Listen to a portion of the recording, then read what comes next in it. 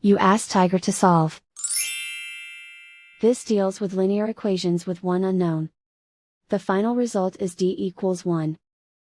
Let's solve it step by step. Simplify the expression.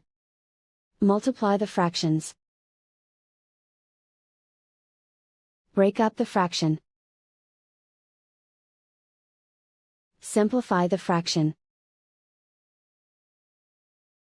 Find the greatest common factor of the numerator and denominator.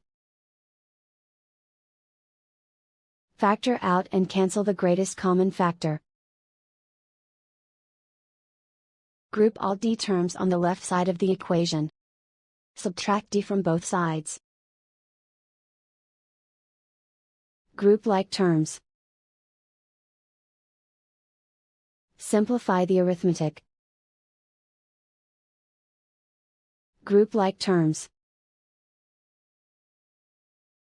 Simplify the arithmetic. Group all constants on the right side of the equation. Subtract 3 from both sides.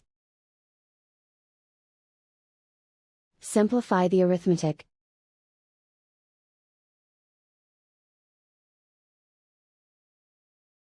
Isolate the d. Divide both sides by 4. Simplify the fraction.